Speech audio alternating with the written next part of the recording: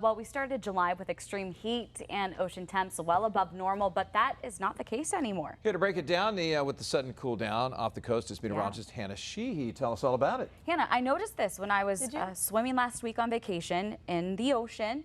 Started the week fairly warm in the ocean temps, but then all of a sudden the next day it was really cold, like numbing cold. Wow, okay, that's great to know because we did have the extreme heat at the beginning of the month. We had, I think, 3 weeks of at least one day above 90 degrees each week at the beginning of July. And I believe that was able to heat up our oceans pretty significantly. We had above average ocean water temperatures right off the coast for a couple of weeks there in the 60s. So in the 60s, that's above normal? It's around to above normal. Because right now it's 57, I think I read this morning. Yep, it is. The Portland buoy is around 57 degrees right now, which is, you know, typically in July we have ocean water temperatures in the 60s. So now we're in the 50s, which is cooler than average. And it's due to something called upwelling. Have you guys heard of this before? Nope. Okay, good to know. So upwelling has to do with our wind directions primarily. So surface winds have to push water away from the land. So that means we need wind directions in from either the northeast or the southwest, right along our coastline, parallel to our coast.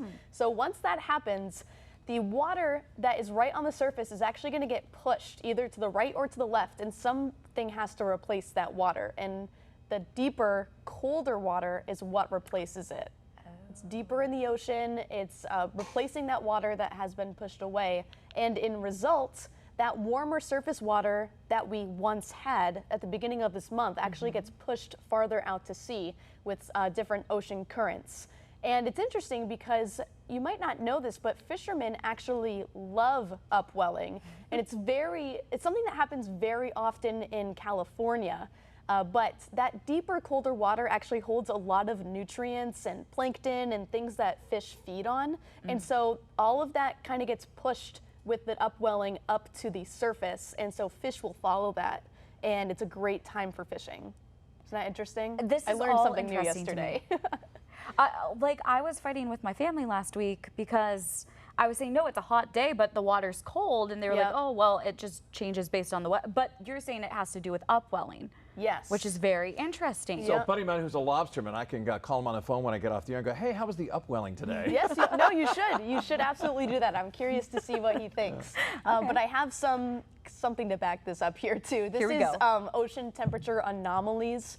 And you can see that our coast right now is colder than average, and that's basically due to our upwelling. It's starting to warm up if you look off the coast of York County, but that warmer water has been dragged out to sea, and you can see that further into the Gulf of Maine. And I think it just is very interesting. Again, those winds have to be really parallel to our coastline for that to happen, to see that that water's going to get either pushed to the east or the west, and then that colder water will lift up near the coastline, bring all the nutrients, all the fish with it as well.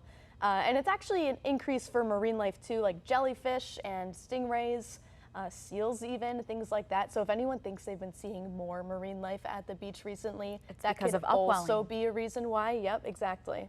Hannah, this is so affirming. Right, so you were right the whole time. It is colder. You know, you scientists, like really helping, helping me understand these processes on a beach. Yeah, but you know, I go to the beach at different times of the year. January 1st for the lobster dip. I've gone in July, August, in the fall. It always is really, really cold. I don't see a difference. Like 4 or 5 degrees really make that much of a difference, because anybody who says the ocean water is warm in Maine is crazy. There's no way it's warm. It's maybe not as cold. I've gotten adjusted to it. I think an avid beachgoer like Stephanie might have a little, like, I don't step in the ocean every day or even every month. So it's interesting to get your foot and yours as well, because I mean, down East Maine is always freezing. It takes your breath away no matter what month of the year it is. That's true. It takes your breath away. Sometimes it's more numbing than others, I guess. Yep, exactly. And it does fluctuate through the summer just because of upwelling and other processes too. I'm ready for the upwelling to dissipate so I can go back into the water. Yes, how about that? Which it is now. It's getting warmer. It's getting there. We're climbing in degrees. Or getting not as cold. Not as cold, yes. Not necessarily warm, but not as cold. Touché. If you have any weather-related questions you'd like to ask, just scan the QR code on your screen and click on Weather Authority. There you can leave us a question. You might just see them answered on air. That was a talker, huh? Thank you, Hannah.